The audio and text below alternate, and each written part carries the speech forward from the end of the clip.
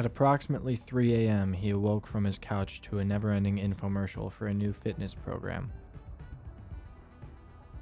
It was like the salesman was peering into his soul. He had never felt more of an urge to go hop onto an elliptical. Something about it just felt magical. Though it was hard to bring his eyes away, he continued to walk to the refrigerator.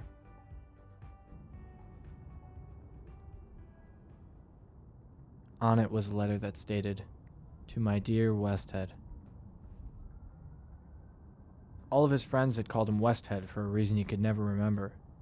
One friend would always justify it with a link to a slang definition for the word. It said, "Someone who acts foolish due to drunkenness, inebriance, or general incompetence." That made no sense. Westhead never had a drink in his life. Drugs weren't particularly enjoyable for him, and he was a straight B student in high school. Though he was quick with wisecracks, he was never foolish. Once again, it made no sense. Westhead didn't like that friend anyways. He always wore the same jacket, and it smelled like oranges. Westy hated the smell of oranges, and also that friend. Definitely more of an acquaintance was he.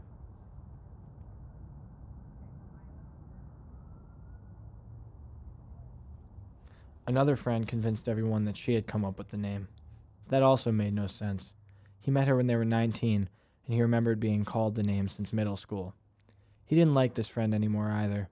Whenever she came to his apartment, she rearranged the kitchen to better suit his needs. He liked the way he organized his kitchen, and would have to spend the days following her visits painstakingly returning items to their respective homes. She, however, always stayed in Westhead's speed dial.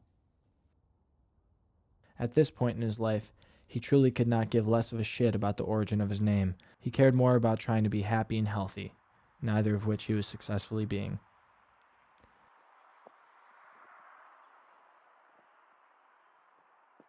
He was still staring at the letter and scanned every detail of the paper to distract him from actually reading the words on it.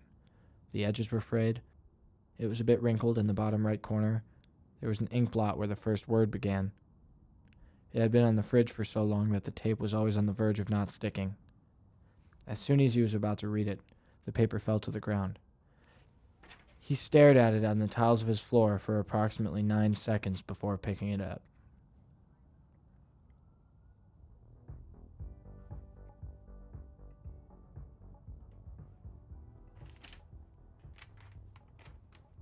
He tried to search for some symbolism in its descent, but realized it was kinda dumb and it made him dwell on it more. He went to put the letter into a drawer he used for things he never used. The drawer was now filled with utensils, and he remembered that yesterday his intrusive friend visited and ransacked his beloved drawers.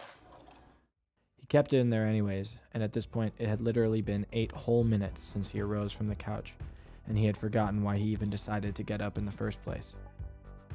He didn't bother turning the fitness infomercial off, as it provided an athletic ambiance to his very much non-athletic living room. He plopped back down onto the couch as if it was pulling him towards it.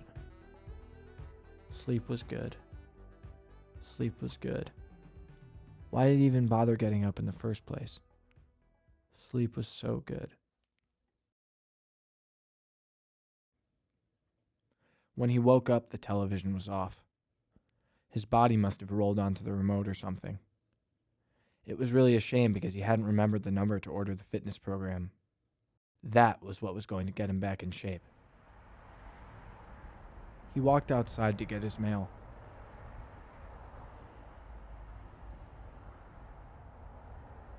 The street reeked of oranges. The morning had lasted 3 minutes and it was already extremely disappointing. There wasn't much mail. It was mostly magazines that went directly into the trash. Even those were addressed to the name Westhead. Why did he register for these magazines? Why did he do it under his fake name? Everyone can really just start calling him James again. It feels weird to be an adult with a nickname. He thought about at least trying to switch to Jimmy. Everyone likes a guy named Jimmy. You can't just tell people you're changing your name, though. What an awkward confrontation that would be. Someone goes, "Hey, Westhead," and he just has to interrupt and go, "Well, you see, while I appreciate the greeting, I must inform you that my name is now Jimmy. Please change my contact name in your phone and carry on with your day."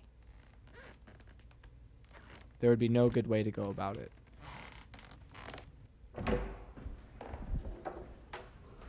He had one egg left in his fridge. Definitely not ideal. He made it anyway.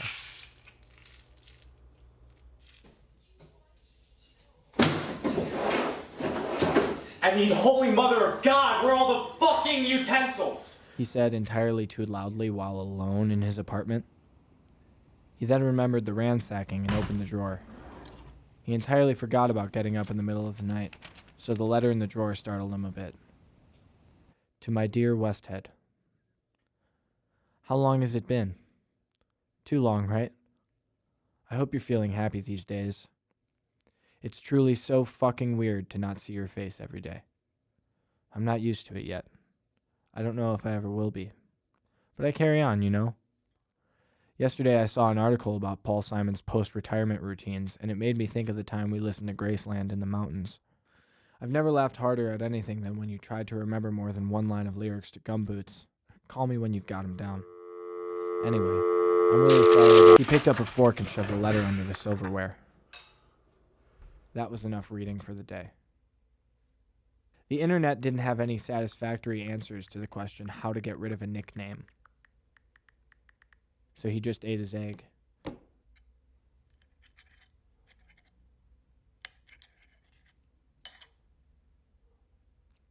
There was a piece of shell stuck in it.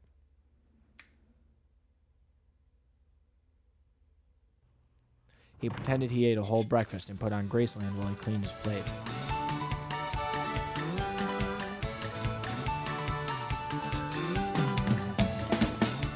I was having this discussion in a taxi heading downtown. Rearranging my position on this friend of mine. He still didn't know the lyrics to Gumboots. His phone died after the third verse. He always found calling a phone dead very harsh.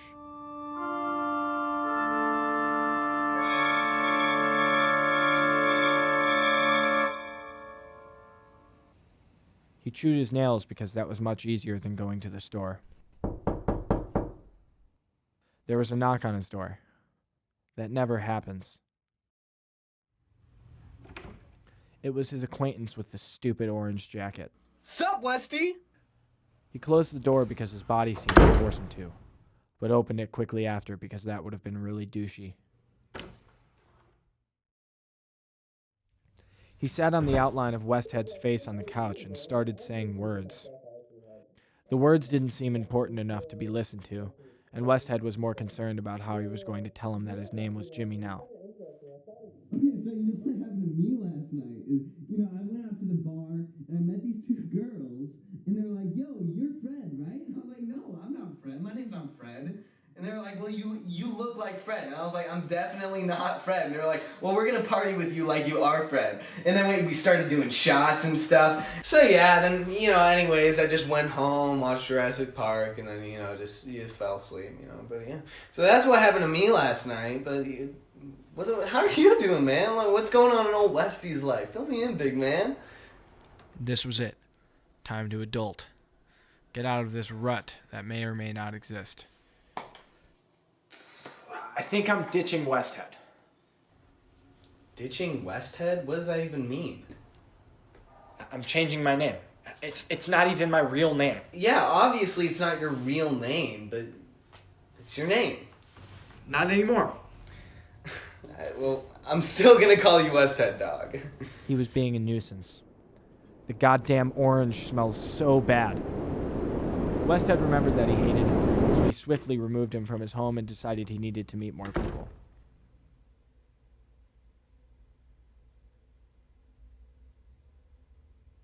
His phone had turned back on, and he had missed a call from a number he didn't recognize. He decided to call back because there was a chance that whoever was on the other end could make his day a bit better. An automated voice answered and called him Westhead. He hung up and started going back to the couch. That was enough being awake for the day.